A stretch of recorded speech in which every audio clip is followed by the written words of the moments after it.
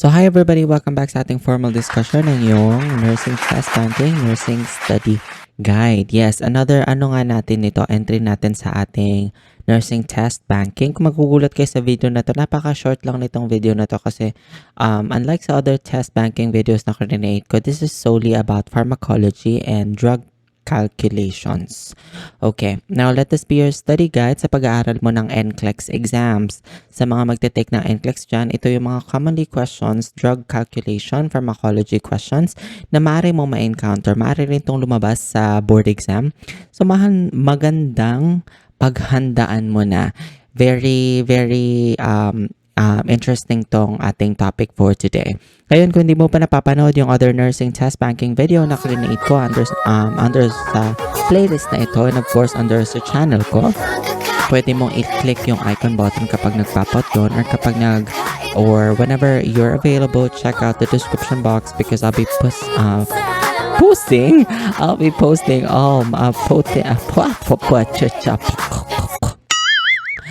be putting there all the links to my playlist and all the social media accounts that I have so that we can be in touch kung may mga tanong kayo.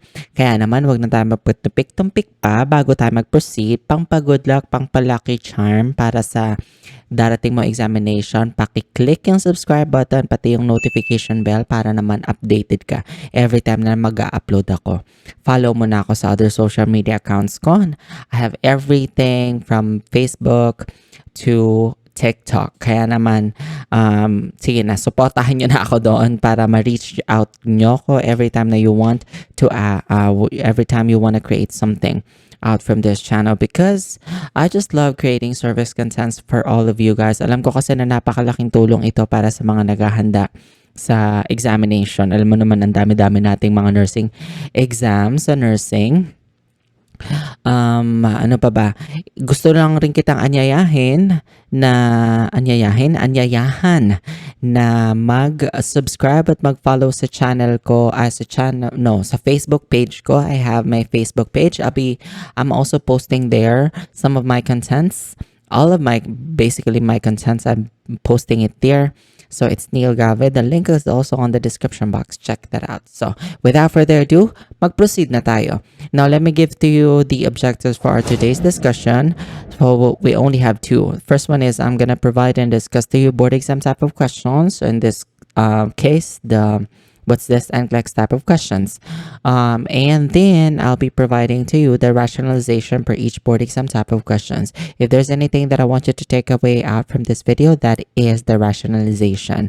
Kailangan alam mo kung paano kino-compute yung conversion factor, yung mga ganon, para pagdating ng board exam, kapag naka-encounter ka ng familiar question, you'll be able to somehow navigate through the test questions. Okay? So let me give to you the instructions for today's examination. So you'll be given 10 board exam type of questions. I'll be reading the questions and the choices for you. You have 5 seconds to answer each question. The answer is revealed instantly after each question with rationalization. Choose the letter of the correct answer. Good luck, nurses.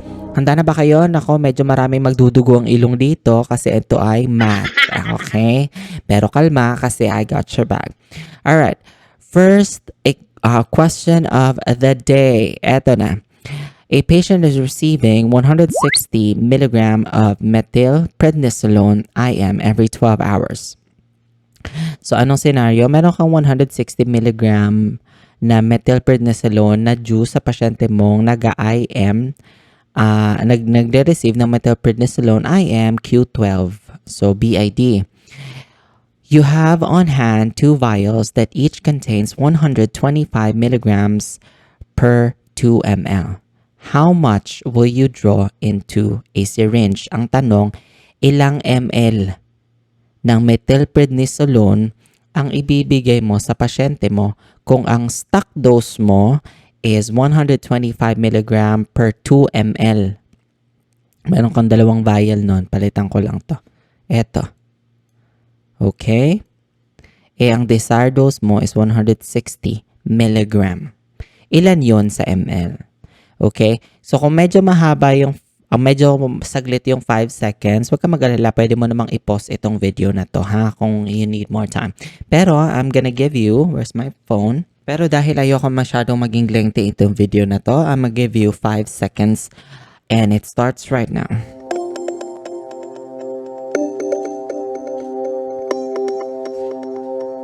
Time's up. What is your answer?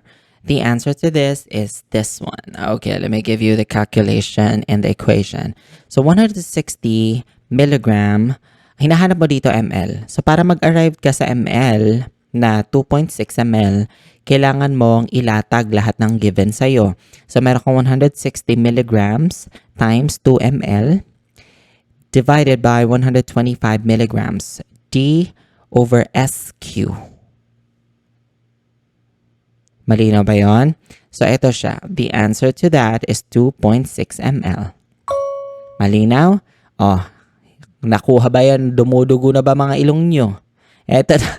Unang tanong pa lang yun, mga kabagang, mga ka-nurses. Eto na talaga. Board exam type of question number 2. You have available lorazepam. Familiar ba kayo sa gamot na lorazepam? Of course. Now, 0.5 milligram tablets. And you need to administer 1 milligram per orem. Ang desired mo is 1 milligram per orem. How many tablets will you administer kung ang stock dose mo is 0.5 milligram tablets of lorazepam? Your 5 seconds starts now.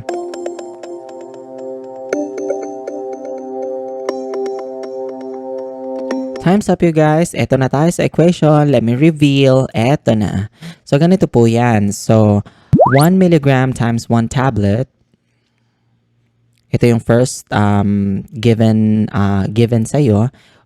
Over 0.5 milligrams. So, para makuha mo yung tablets, kailangan mong ilatag lahat ng mga given sa'yo in this way. Para ma-cross out mo yung milligram. Tama? So, the answer to that is 2 tablets. 1 times 1 over 0.5. The answer is 2 tablets. Okay? Malinaw yon. Malinaw. Mag-proceed na tayo, mga nurses. Board exam type of question number 3. A patient is instructed to take acetaminophen or Tylenol liquid elixir 650 milligram QID. The elixir is 160 milligrams per 5 ml. How many milliliters per dose should the patient take? Tinatanong ka ng ml. Volume. Kung ito ang given sa'yo, 650 milligram QID, ito yung desired dose mo, the elixir is 160 milligram per 5 ml. Ito yung stock dose mo. Ilang ml daw ang ibibigay mo sa pasyente mong nagtitake ng Tylenol? Your 5 seconds starts now.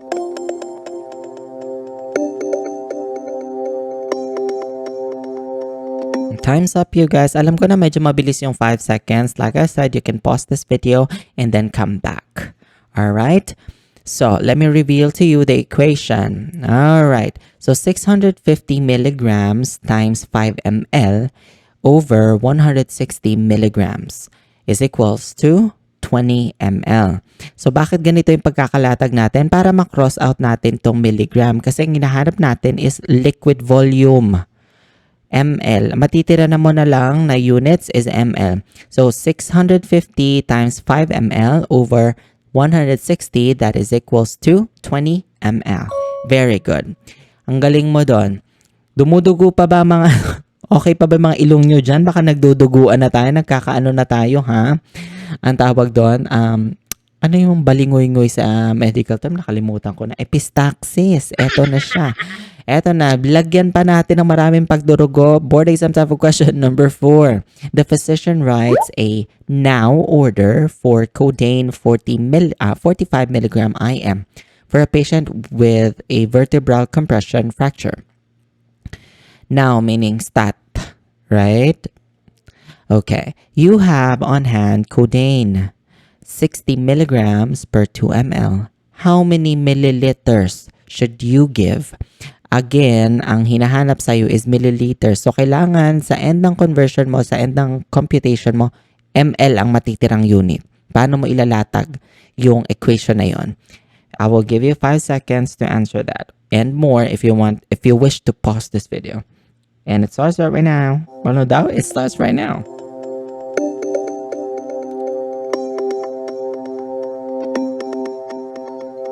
Time's up, you guys. What is the answer? Ito na sa equation. Okay.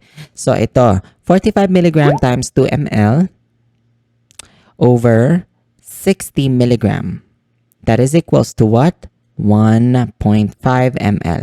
Again, nilatag natin na ganito yung equation natin, yung mga given sa atin, para ma-cross out natin yung milligram because we don't want that unit. What we want at the end of this equation is the ml kasi ang hinahanap milliliters.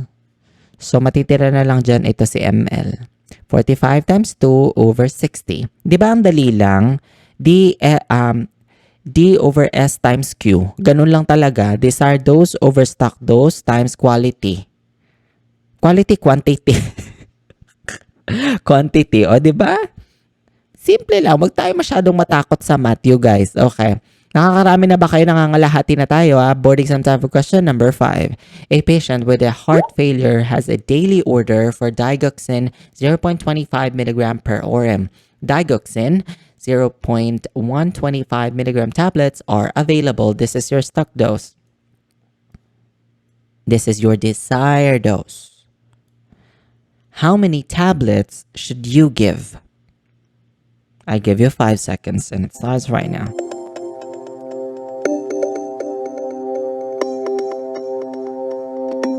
Time's up. What is your answer? Ito na tayo sa equation. Alright, 0.25 milligrams times 1 tablet over 0.25 milligram, 0.125 milligram. That is equals to 2 tablets. Easy peasy. Alam ko nakuha nyo yun. Okay, so ganito natin yung way ng pagkakalatag natin para ma-cross out natin yung milligrams and we want the tablet unit to remain. And then proceed ka lang sa calculation. Okay? Alright. Board exam time for question number 6. A patient on hemodialysis must maintain careful intake and output. This is very true. Fluid restriction kadalasan sa mga mga patients na CKD or ESRD, ito siya. So for breakfast, he had 1 measured cup of coffee and 3 ounces of milk on his cereal. For lunch, he drank 6 ounces of lemonade and ate 1 cup of soup. For supper, he drank 1 measured cup of coffee. He took this morning and evening pills with 4 ounces of water each time. Ang tanong, was he stayed within his 1,000 ml fluid restriction? So, ibig sabihin, ito palang pasyente ito si father. Father ay talaga namang merong 100 ml fluid restriction in a day. Kung kukumputin mo itong lahat na ito and you wanna come up with a final in an ml, yun ang unit mo. Nag-exceed ba or na-meet ba ni Babang nag-hemodialysis ang kanyang fluid restriction, 1,000 ml fluid restriction in a day? Your 5 seconds starts now.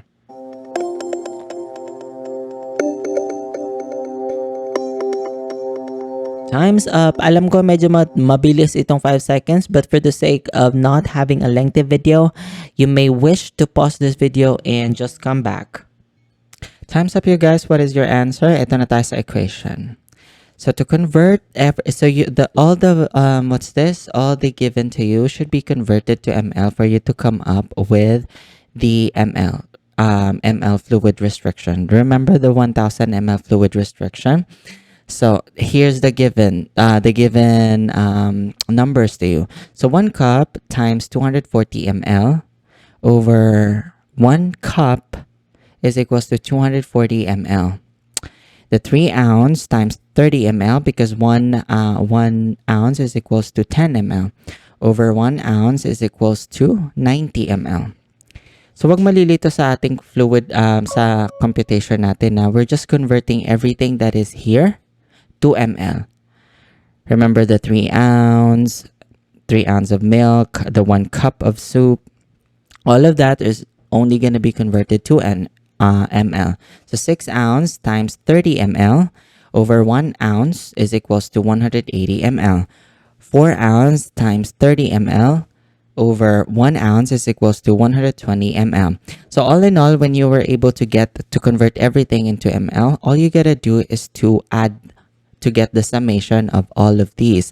So 240, which is here, plus 90 plus 180 plus 240 plus 240 plus 120 plus 120, that is equals to 1230 ml. So to answer the question, if this patient who is going hemodialysis meets his fluid restriction, the 1000 ml fluid restriction, the answer to that is no, because he exceeded 230 ml.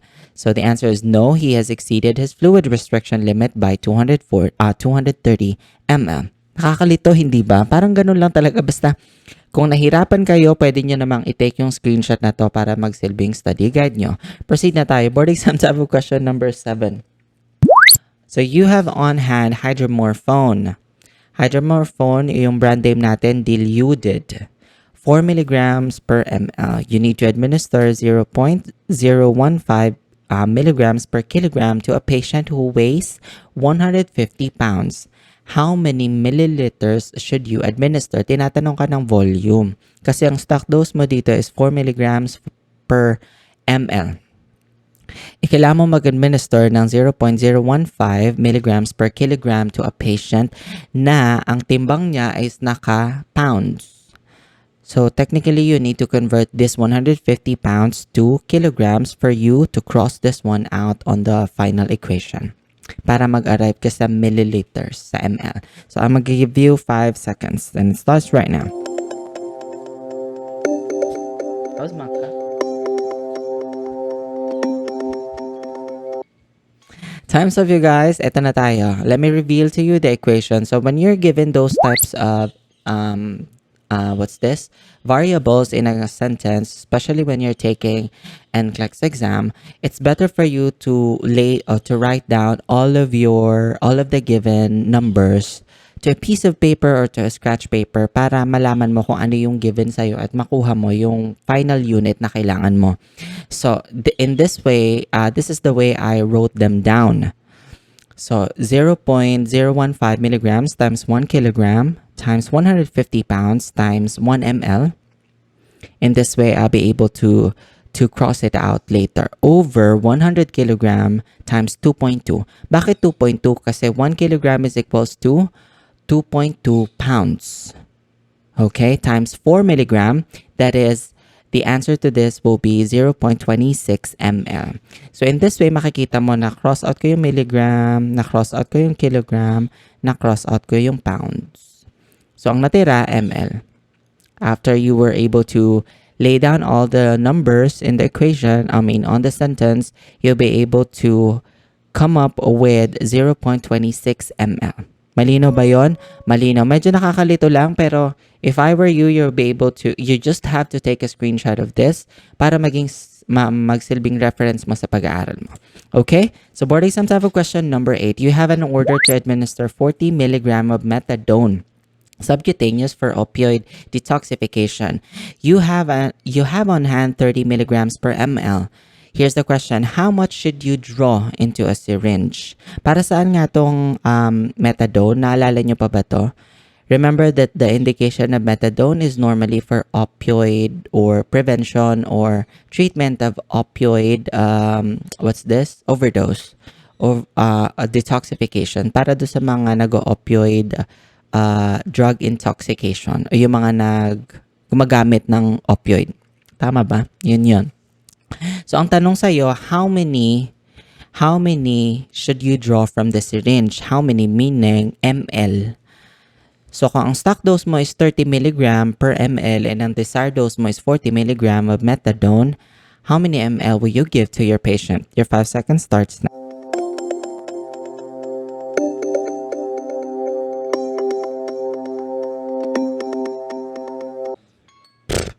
Okay. Time's up, you guys. Here's the equation. So the equation to number 8 is this. 40 milligram times 1 ml over 30 ml? The answer to that is 1.3 ml. Again, the question is asking you for a volume. How many ml of methadone will you give to your patient? So 40 milligram, that's your desired. 30 ml, that's your quantity. That's your stock. And then all you gotta do is to multiply and divide them, and you will come up with 1.3 ml. Easy peasy, right? It's so easy. So relax whenever you encounter questions sa board exam or sa NCLEX that has to do with numbers. Because honestly, I hate math. But all you gotta do is to just relax and just think of what is the question is really asking you for. Is it ml? Ano bang unit ang hinahanap sa akin? Ml, kilograms, pounds, and that way you'll be guided if you need to do some conversion. Okay, so last two questions and make this one count. Board exam type of question number 9. A patient is placed on methadone maintenance therapy for 15 milligram per day per ORM. Methadone na naman tayo. So nag-opioid itong pasyenteng to. It is supplied as 10 milligram in 5 ml oral solution. How many milliliters should you instruct the patient to take? So ang tanong sa'yo, ang stock mo, ang desired dose mo is 15 milligram per day. Ang meron ka sa stock is 10 milligram in 5 ml oral solution. So how many ml will you give to your patient? Your 5 seconds starts now. Last go, babe. Did you eat? I'm sweating. All right, here we go. Here's the equation or the formula. It's 15 milligram times 5 ml over 10 milligram is equals to 7.5 ml. As you can see on this equation, we were able to lay all the given data, all given numbers to you. So milligrams ang matitira sa'yo si ml. Madali lang to, parang D over S times Q lang. Remember yung very famous formula natin sa nursing? That's how are you gonna approach this question? Okay? Alright, last question na tayo. Before that happens, please make sure kung hindi ka pa nagsasubscribe, mag-subscribe ka na sa channel ko para naman blessing na talaga. And also, follow me in all my other social media accounts. Everything is Neil Gave except for my TikTok account, which is Neil Gave Official. Alright? So here it is. Board exam type of question number 10. A homebound patient must take 400,000 units of nystatin per ORM every 4 hours. Q4.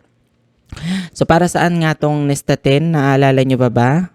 Prevention and treatment for what? Oral candidiasis, right? So yun.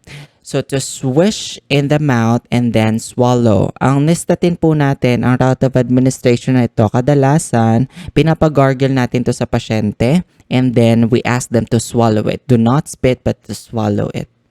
Spit? Parang iba na siya. Parang bastos na siya. Now, anyways, it is available as 100,000 units per 5 ml. So the patient has only household measuring spoons. How should the patient be instructed to take the dose? So kung pasyente mo is homebound, wala siyang measuring, measuring drop, yung kagaya na meron tayo sa hospital. Kung ang gagamitin niya ay spoon, how will you instruct your patient to take the nystatin kung ang order sa kanya is 400,000 units of nystatin per ORM every 4 hours? Your 5 seconds starts now. Again, you may wish to pause this video if you find that the question is a little bit harder for you to answer and to compute, okay? All right, time's up, you guys. Here's the equation. Medyo padadaliin ko sa inyo. So 400,000 units times 5 ml times 1 teaspoon over 100,000 units times 5 ml. That is equals to 4 teaspoons of nystatin Q4 per day. Malinaw ba yon? Naguluhan ka, diba? Balikan mo lang to. Nandyan lang siya lahat. Nandyan lang yung given natin. Kinonvert ko na lang. Nilatag ko lang siya ng maayos para mas lalo nating maintindihan yung tanong. Okay, but the answer to this is 4 teaspoons. Alright, thank you so much you guys for watching this video. I hope you like this one, please like, share, and subscribe to my channel for more nursing educational videos. Let me know if you have other nursing topics that you want us to do. Comment it down below. Abangan nyo nga po yung next video natin next week for more nursing educational contents. I would like to know the scores of my students. Please put them down below. No shame, no shame. Pinaghirapan mo yan. Again, the main intention of this video is for you to get the full grasp of the rationalization para naman when it comes to the actual board exam, actual NCLEX day mo, alam na alam mo how are you going to approach such questions like this. Tulungan mo na nga ako, ipamalitan mo na sa Radyong Sira ang pinakabago, pinaka-fresh at ang pinaka-libreng nursing review center sa balat ng YouTube. And I'll see you again next time. Have a good one.